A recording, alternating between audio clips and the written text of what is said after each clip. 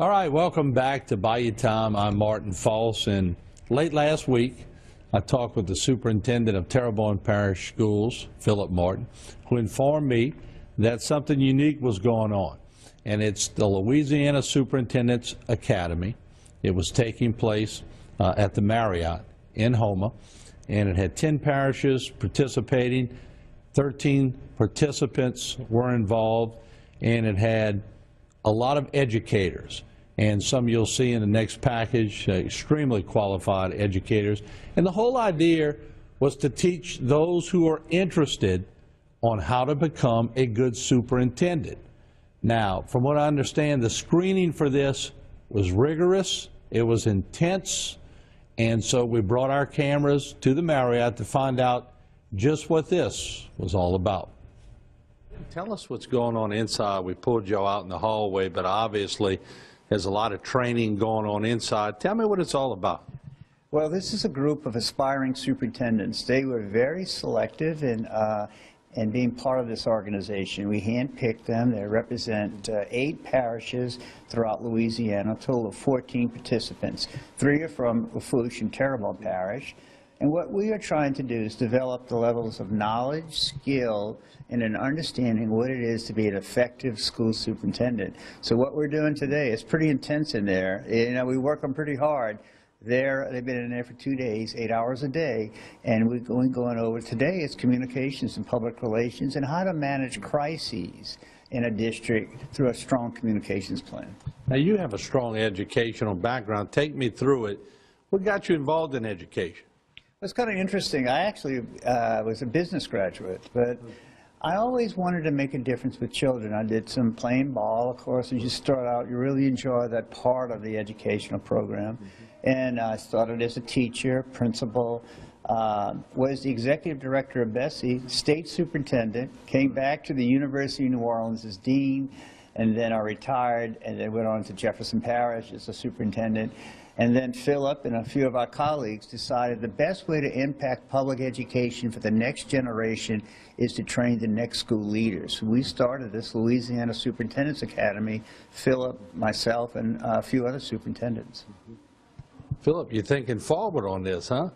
Well, did you have this way back when?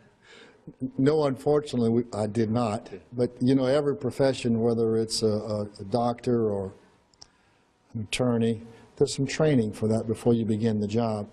Unfortunately, for superintendents, there's not a whole lot of training. It's a lot of OJT training, but to have some concentrated focus with specifics on the job duties and responsibilities of a superintendent before you become a superintendent, we thought was very helpful, and it's proving to be so. And I know that it will, that someone walks into this job. It's such an enormous job, and Jim was superintendent in a giant district, Jefferson, and he can attest to that, that a lot of things you learn on the job after you get into the job, and it really shouldn't be that way. Right. There really should be some preparation for any professional job.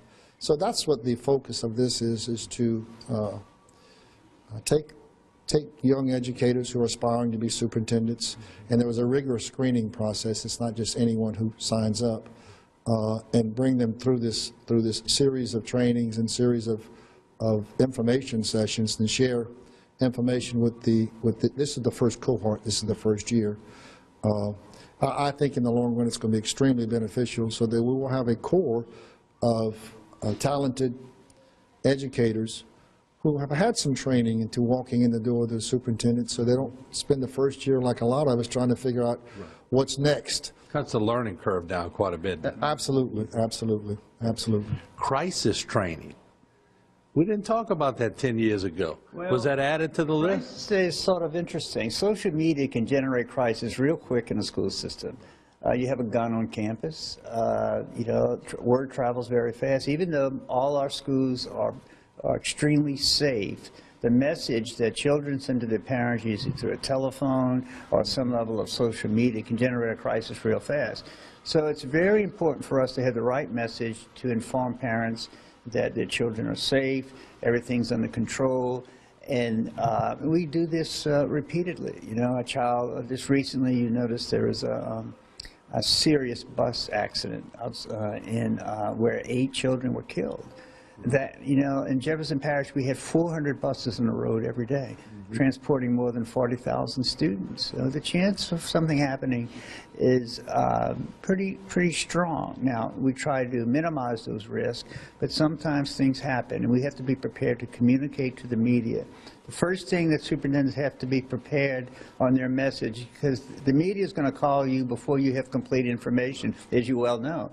So this is part of a training to help us develop our message to be more proactive than reactive in dealing with the media. And Philip, we talk about that a lot. Get ahead of the story, so to speak. Yes, that is absolutely right. And unless you have been trained and taught that, you would not know that. So those are the types of things, hopefully this cohort of aspiring superintendents, that's an example of things that will help them better be prepared to deal with things that they're going to have to deal with if they're a superintendent. Well, let me ask you, Jim, in the room, a lot of potential in the room? You would be one to spot the good ones and the ones who maybe not as qualified. As Philip mentioned, they were highly selective. You know, I personally interviewed everyone for an hour, and when they left the interview room, they were tired.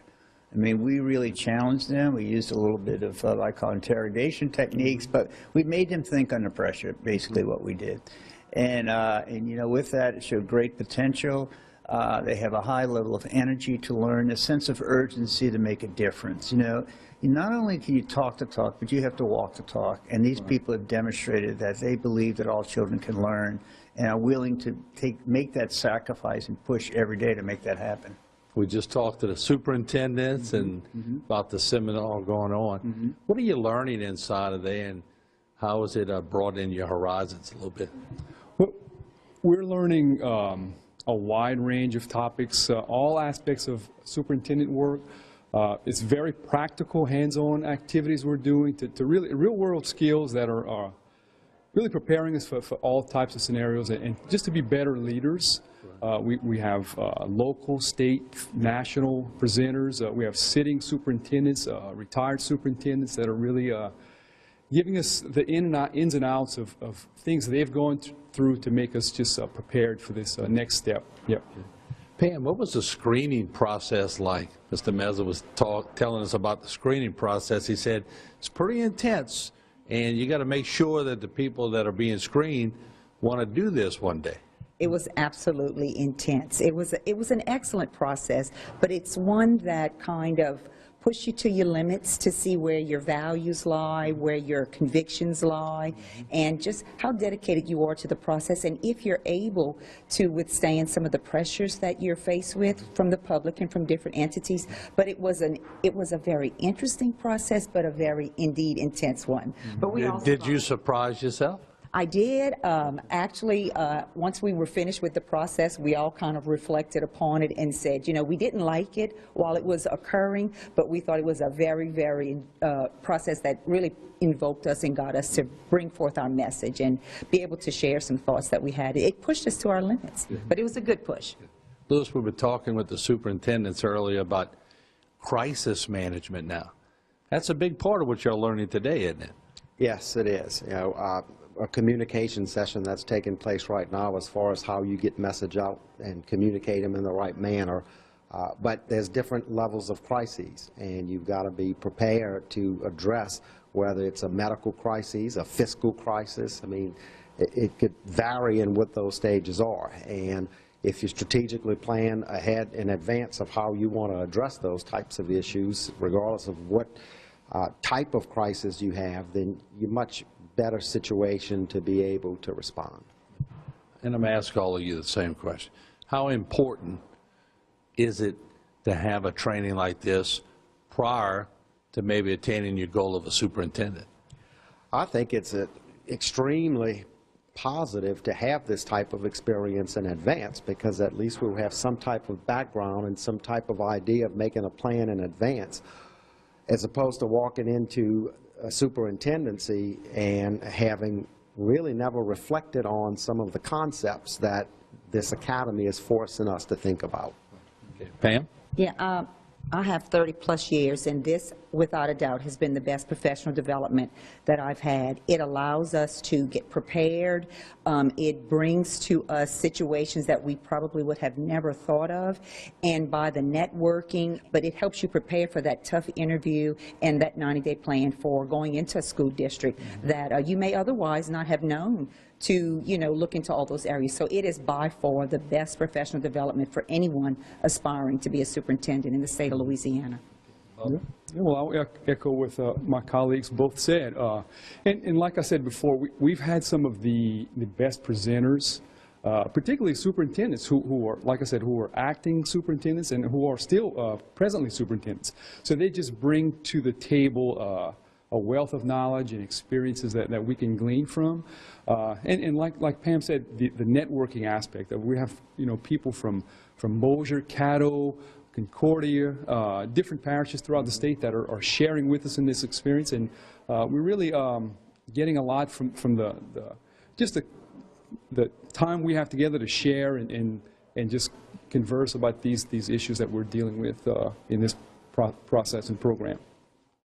All right, certainly a well-respected program, and it looks like the success rate of it and what they're doing certainly will help someone to achieve their goal of being a superintendent.